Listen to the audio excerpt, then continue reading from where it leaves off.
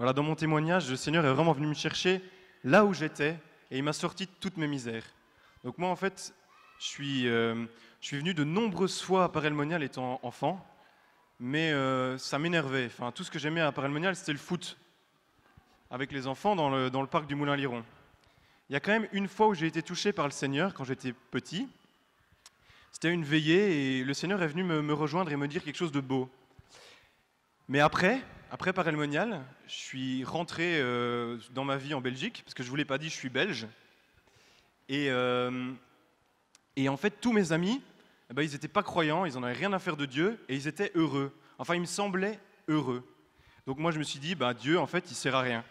Et donc, petit à petit, bah, j'ai commencé à laisser Dieu de côté, et puis c'était de plus en plus pénible pour venir à Paris avec mes parents.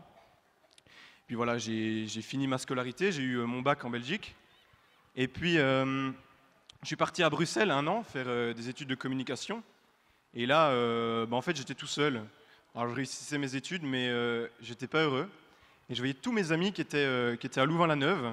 Louvain-la-Neuve, c'est une ville étudiante en Belgique, où il y a beaucoup d'étudiants, une grande liberté et beaucoup de choses pas très, très glorieuses.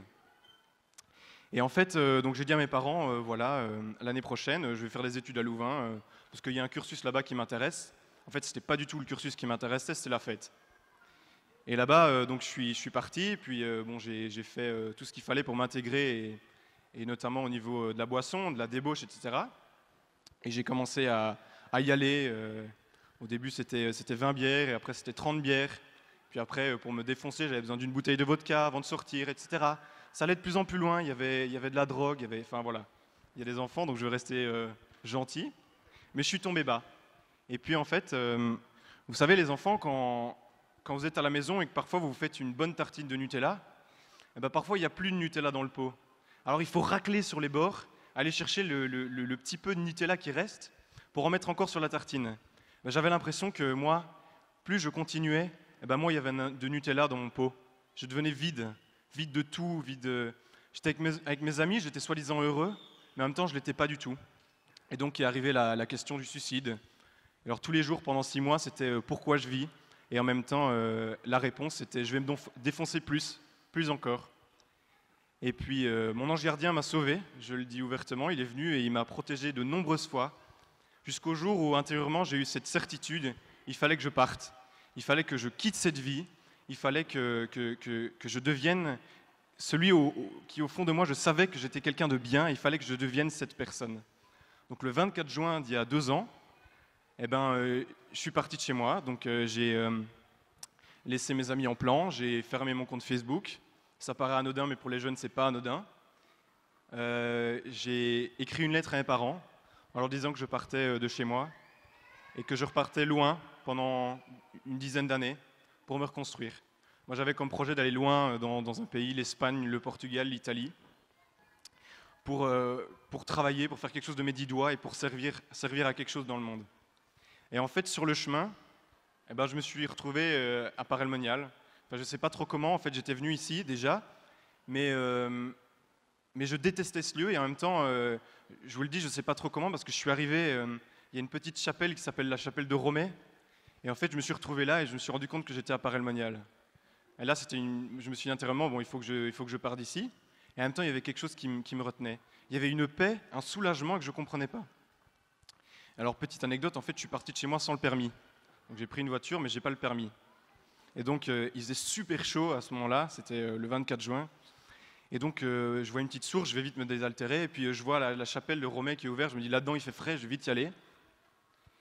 Et je suis rentré dans la chapelle. En fait, à ce moment-là, je m'assieds, et la porte de derrière qui s'ouvre, moi j'étais plus catho, j'en ai plus rien à faire, donc je ne savais pas où j'étais, mais je cherchais du frais. Je me retourne, et là je vois les gendarmes. Je me dis merde, ils m'ont déjà chopé. Alors là, il y a les gendarmes qui s'approchent de moi et qui disent « Monsieur, c'est à vous la voiture dehors ?» Je dis « Oui ». Il me dit « Vous pouvez nous suivre ?» Et j'avais les grosses gouttes de sueur qui tombaient, j'en pouvais plus. Puis ils me disent « Venez ici ». Il me dit « En fait, votre fenêtre est ouverte, c'est pas très prudent, vous pouvez la fermer ?» Moi je me dis « Waouh, oui, je vais la fermer ». C'était une bonne raison de décamper et en même temps, je suis pas parti. Je sais pas pourquoi, mais j'avais cette paix. Et petit à petit, en fait, donc j'avais plus mon ordinateur, j'avais plus rien, et en même temps, j'étais dans le silence, il y avait quelque chose qui commençait. Et puis 2 semaines après, en fait, il fallait bien que je mange, donc je suis allé à l'Aldi, donc un peu en dehors de Paris. Et là, je vois une femme qui est tournée, enfin, je la voyais pas de face. Et je vois qu'avec ses courses, elle galère, elle n'arrive pas à prendre toutes ses courses, elle la met sur son vélo, donc elle galérait, moi je me marrais. Et en même temps, je vais près d'elle et je dis, bah, madame, si vous voulez, je prends vos courses, je les mets dans ma voiture et je les amène chez vous. Là, elle se retourne, je vois que c'est une religieuse. Je me dis, merde. Elle a la grosse croix qui pendait. Et puis, en fait, elle regarde ma voiture, elle me dit, ah, vous venez de Belgique, c'est génial, je travaille en Belgique. Là, je me dis, bon, faut que je parte, faut que je me casse, quoi. Et en fait, elle m'a dit, ben, oui, je travaille à la maison Saint-Joseph, à Namur, donc c'est la maison de propédeutique pour les séminaristes de la communauté. Et moi, je me suis dit, bon, mes parents sont en Belgique, elle doit les connaître. Et donc, je me suis dit, il faut que je parte. Et en même temps, elle me touchait. Je ne sais pas pourquoi, mais il y avait encore cette paix dans cette personne. Donc, elle m'invite à aller manger le soir, et je dis oui. Et le soir, je vais manger avec cette religieuse. Elle s'appelait Jacqueline. Et en fait, on commence à parler et elle me touche par sa simplicité, par sa joie. Elle m'écoutait vraiment. Et donc en fait, j'ai tout balancé. Toutes les conneries que j'avais faites, je lui ai balancé. Et pourtant, j'étais allé loin. Mais elle souriait toujours. Et c'était assez troublant d'ailleurs. Alors elle m'a dit, bah, tu vois ce que tu m'as donné, François-Xavier, c'est pas à moi que tu vas le donner, c'est à Jésus. Je la regarde un peu, Jésus. Et d'accord, ok, et bon, enfin, soit, on continue à parler un peu. Et puis elle me dit, ce soir, tu vas à la visitation et tu déposes ça au pied de Jésus. Alors le soir à 23h30, donc après un petit peu d'attente, je suis quand même allé et je vais à la visitation. Et là, c'est là que j'ai commencé par mon témoignage en disant rien n'est impossible à Dieu. C'est là que j'ai fait comme Jacqueline m'a dit, j'ai tout déposé dans ma tête, j'ai fait voilà ça, ça, ça, ça. Et en fait, je voyais qu'il y avait Jésus qui était présent dans le Saint-Sacrement. Je ne savais pas qui c'était, mais je voyais tous les regards qui étaient tournés vers Jésus. Je me dis waouh, c'est beau. Et donc j'ai commencé à discuter avec cette personne, c'était Jésus, et en fait je me suis senti aimé d'un amour phénoménal. Et Dieu m'appelait par mon prénom, il me disait François-Xavier, je m'en fiche de toutes tes conneries, je t'aime. Et là ça a été vraiment, je disais tout à l'heure, une petite image. Vous savez quand on met un steak congelé dans une poêle, ça fait mal, ça fait du bruit, et en même temps après il fond. Et c'était ça m'a fait mal et en même temps ça fondait. Et puis après le steak il devient bon, il y a une bonne odeur, etc. Et ben voilà, c'est ce que le Seigneur est venu faire dans ma vie. Et donc, et ce qui est génial, c'est que le Seigneur il veut faire la même chose avec vous ce soir à la visitation. Enfin, soit. Et en fait, je suis allé, je suis sorti de là, j'étais complètement joyeux, heureux, je criais dans la rue. Et puis le lendemain, c'était un dimanche, je suis allé à la messe, j'étais là au fond. Vous savez, on se planque au fond en se disant bon, je vais regarder ce qu'ils font. Et là, c'était atroce parce que j'avais quelque chose de lourd sur le cœur. Donc je suis allé tout remettre. Jacqueline m'a amené à un prêtre. Je suis allé tout remettre à Jésus dans la confession.